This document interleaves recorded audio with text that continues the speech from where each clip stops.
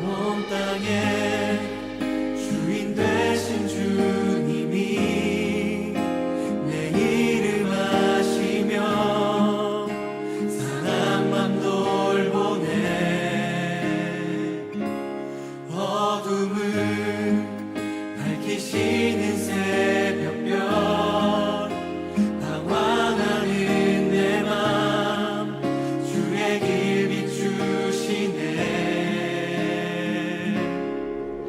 나로 인함이 아닌 주가 행하신 일로 나의 행함이 아닌 오직 주로 인하여 나는 오늘 피었다 지는 이름 없는 꽃과 같네. 바다에 있는 파도 안개와 같지만 주는 나를 붙드시고 부르짖음 들으시며 날 귀하다 하시네.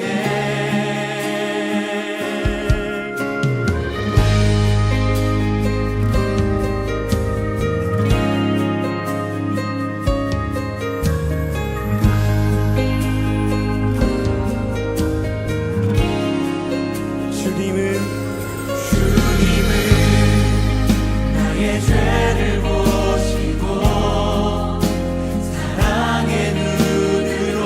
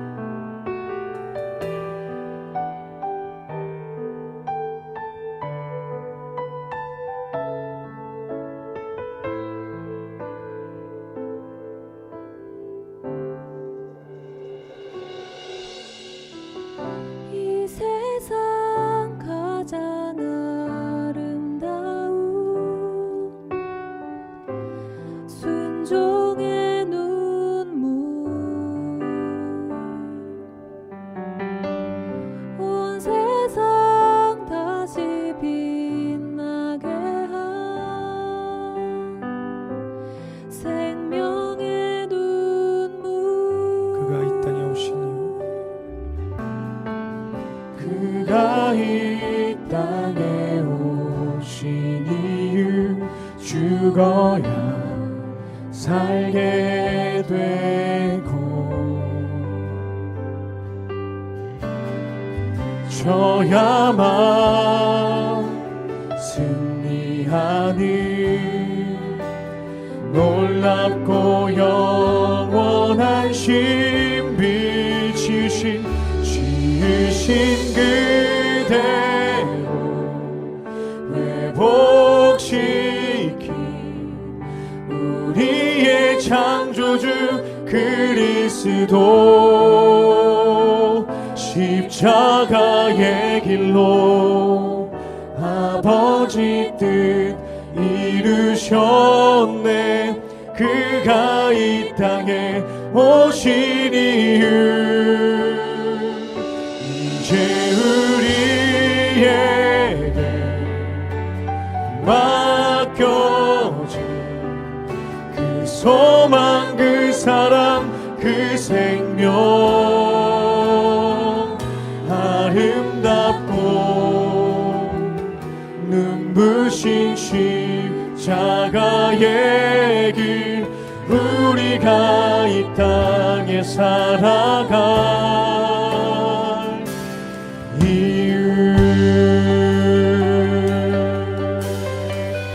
이 세상 가장 아름다운 이 세상 가장 아름다운 순종의 눈물 온 세상 다시 빛나게 한 생명의 눈물 그가 이 땅에 오신 이유 그가 이 땅에 오신 이유 죽어야 살게 되고 져야만 승리하는 놀랍고 영원한 신비 죽으신 그대로 회복시킨 우리의 창조주 그리스도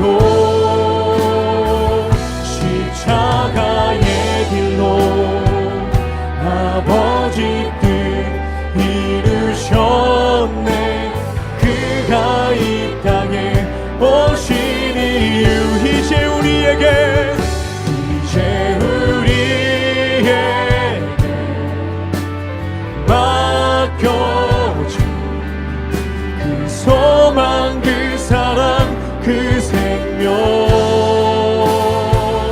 아름답고 눈부신 십자가의 길 우리가 이 땅에 살아갈 이유 지으신 그대로 회복시킨 우리의 창조주 그리스도 십자가의 길로 아버지 뜻 이루셨네. 그가 이 땅에 오신 이유 우리에게 이제 우리에게 맡겨진 그 소망 그 사랑 그 생명 아름답고 눈부신 십자가의 길 우리가 있다. 우리 마지막으로 고백하며 나아갑니다. 이제 우리에게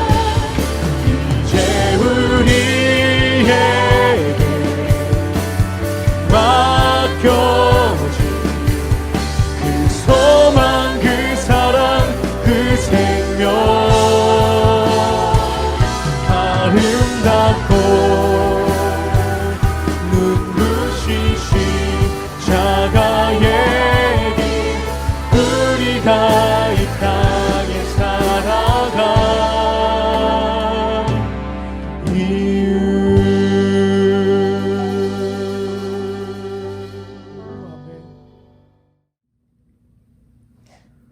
할렐루야.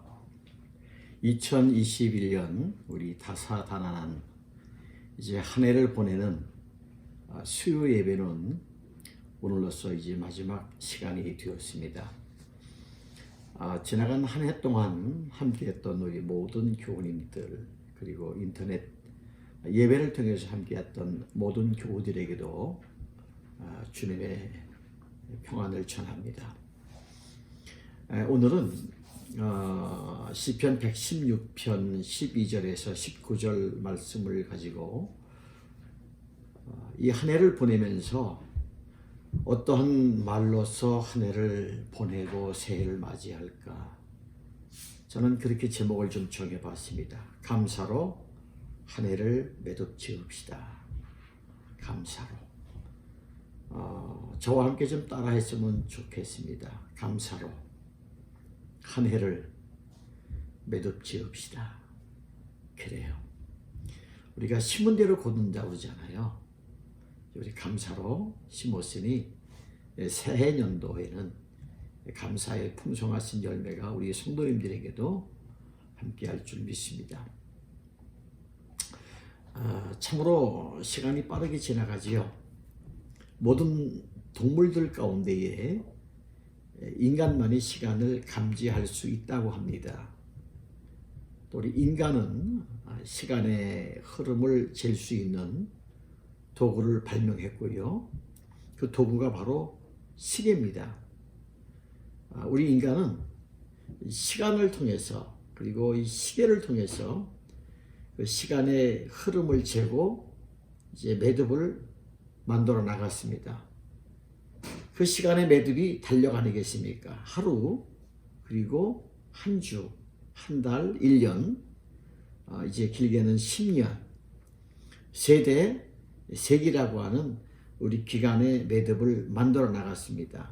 이런 시간의 매듭들 속에 있었던 사건들을 기록한 것이 바로 우리는 역사라고 얘기하는데, 이런 시간의 매듭을 중심으로 한 사람의 일생을 각종 기념일로 만들어서 그 사람의 역사를 만들어 가는 겁니다.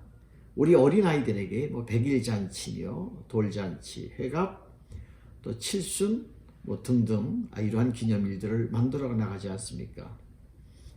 우리가 볏짚으로 이 새끼줄을 꼬는 것을 보면 볏짚 몇 가닥을 두 줄로 잡고 이제 손으로 비벼서 꼽니다. 그리고 볏짚이 끝나갈 때쯤 되면 다른 볏짚을 이어가면서 새끼를 꼬지요. 아마 요즘 젊은이들은 잘 상상이 안 되실 텐데요. 아마 우리 세대쯤 되어지면 이제 볏단으로 새끼를 꾸는 것을 아마 경험들을 해 오셨을 겁니다. 새끼줄을 다 꼬고 나면 반드시 매듭을 짓지 않습니까?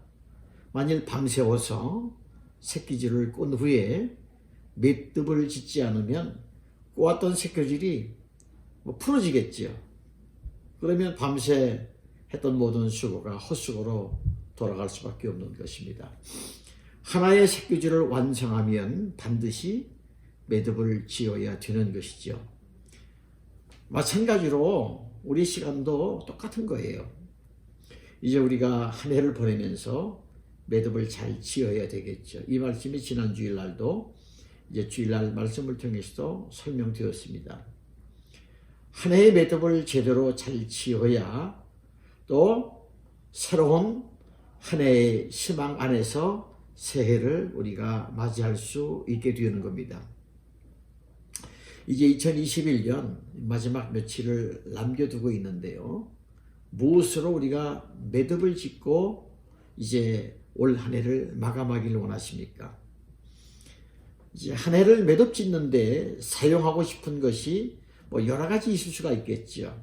저는 여러분들에게 이제 한 해를 매듭 짓는 것으로 감사의 끈을 추천하려고 합니다. 감사의 끈. 모든 사람은 감사로 한 해를 매듭 짓기를 원합니다. 그런데 그렇게 하지 못하는 어디 있을까요? 감사할 내용이 없다는 것 아니겠습니까? 뭐 힘들고 어려운 삶인데 무엇을 가지고 감사하라는 말이냐, 이렇게 한숨을 짓습니다. 근데 성경은 축복이 감사를 만드는 것이 아니라 감사가 축복을 만든다고 가르쳐주고 있습니다. 이게 성경의 가르침인 거예요. 감사를 통해서 축복된 삶을 만들어간 사람들이 성경에 많이 나옵니다. 그 중에 대표적인 사람이 창세기에 소개되어지고 있는 요셉입니다. 요셉은 그 야곱의 11번째 아들로 태어나지요. 아버지로부터 특별히 사랑을 많이 받습니다. 아버지의 사랑을 독차지했던 요셉은 이제 형들의 미움을 사게 되어지는 스토리는 우리가 잘 알 수가 있습니다.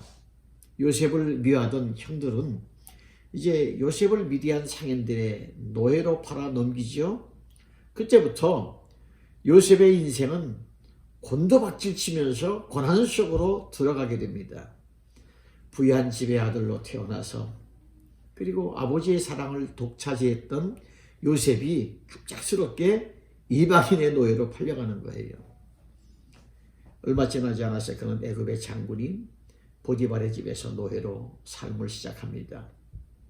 그런데 요셉은 그 집에서의 성실함과 충성스러움을 보고 보디발 장군은 요셉에게 자신의 모든 재산을 관리하도록 했습니다. 하지만 보디발 장군의 그 음란한 아내의 유혹을 물리치는 과정에서 누명을 쓰고 이제 감옥에 갇힙니다.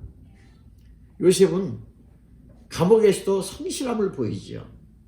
그는 감옥에 갇혀 있는 바로의 신하들을 섬기게 됩니다. 그는 바로 왕의 그 신하의 꿈을 해몽해 주지요.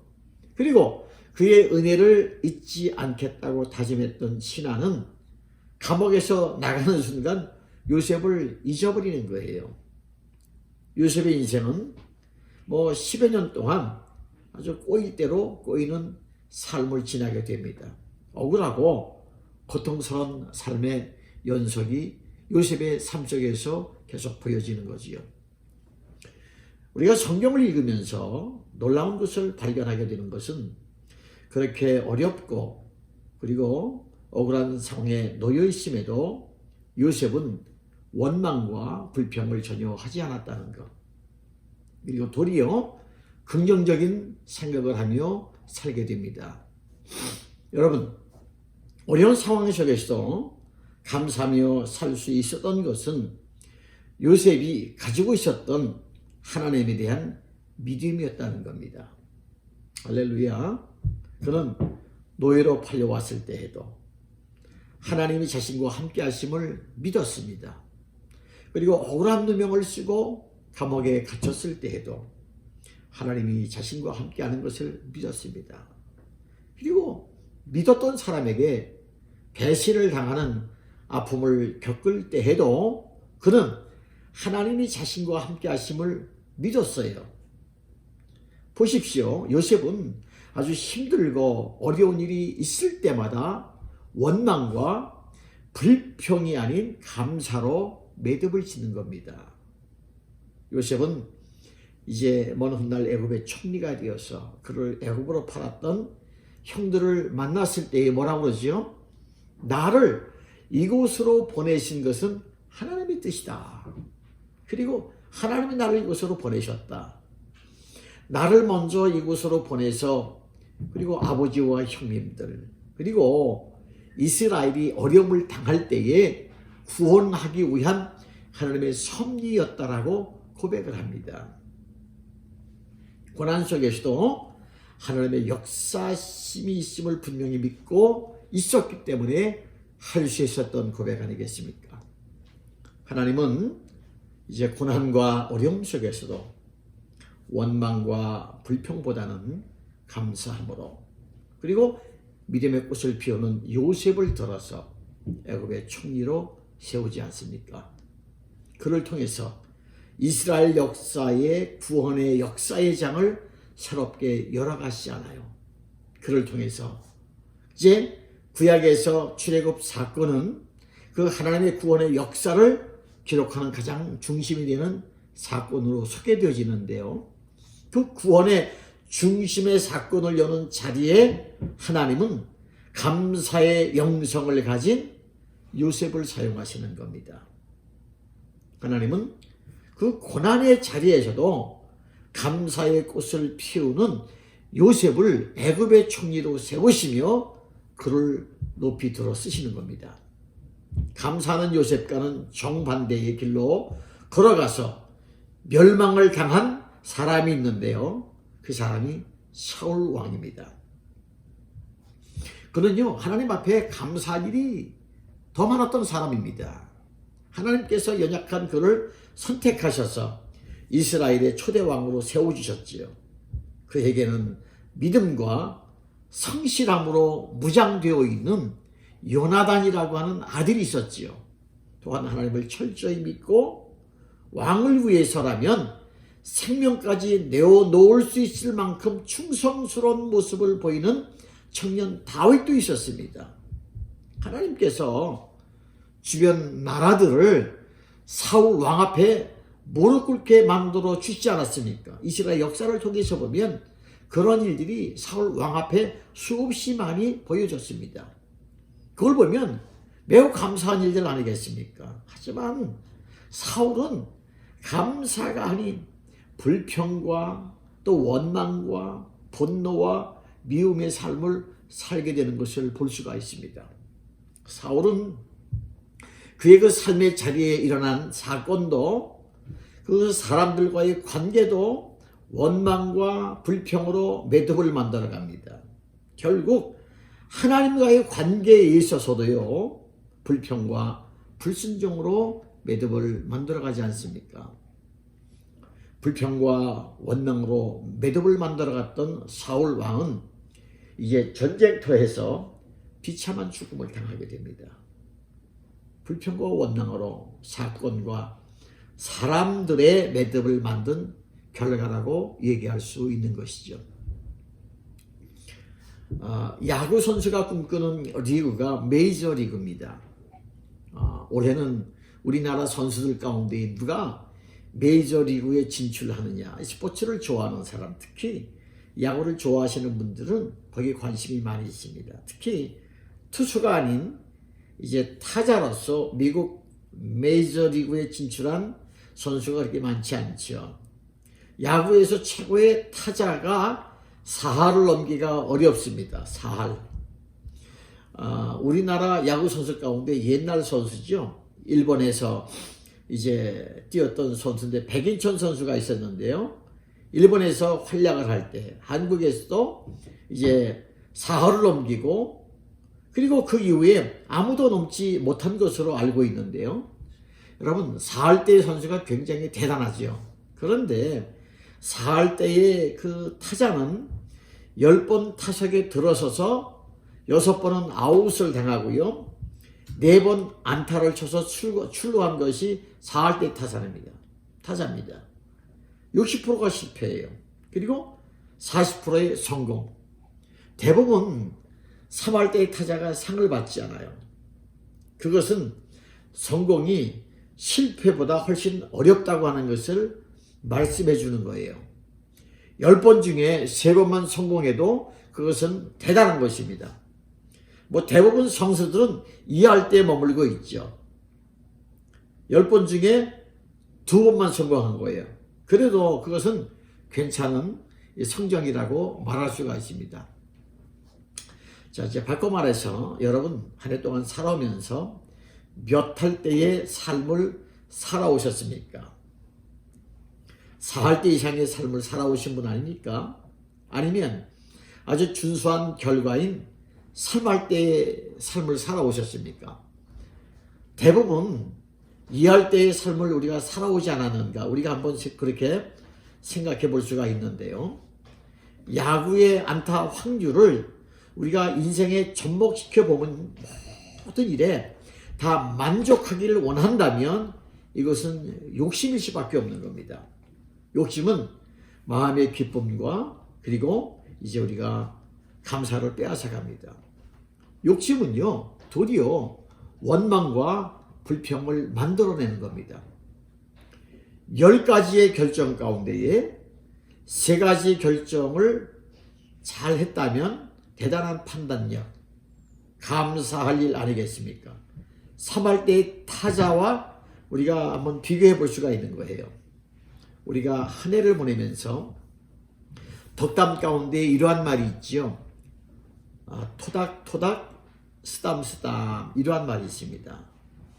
뭐 힘든 삶인데 애를 많이 썼다고 토닥여주는 그러한 말입니다. 토닥토닥 쓰담쓰담.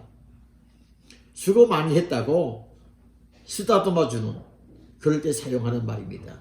그런데 이 토닥토닥 쓰담쓰담을 다른 사람에게 적용하기보다는 나에게 먼저 우리가 적용해 보기를 저는 권하고 싶습니다.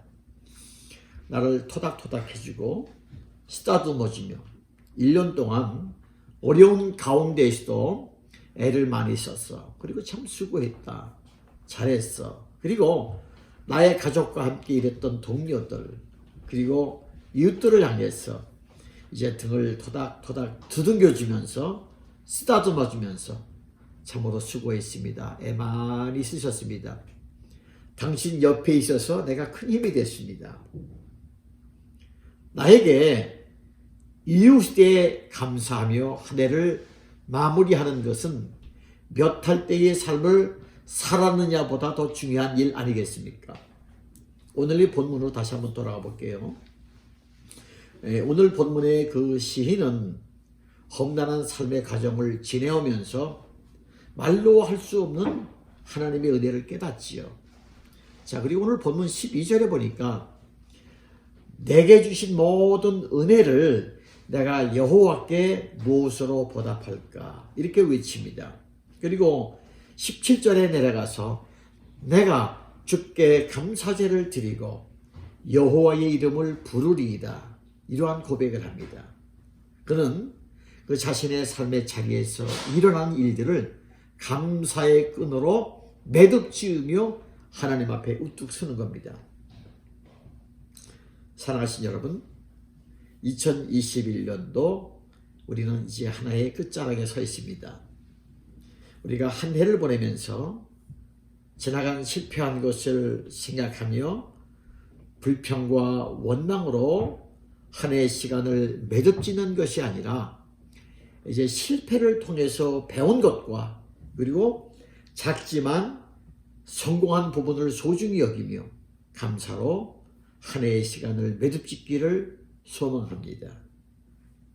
다시 한번 감사로 2021년 한 해를 매듭짓는 여러분 가운데에 하나님 놀라우신 은혜가 충만하시기를 주님의 이름으로 축복합니다. 수고 많으셨습니다. 같이 한번 기도하시겠습니다. 하나님, 오늘은 2021년 마지막 수요 예배 열심히 달려왔습니다.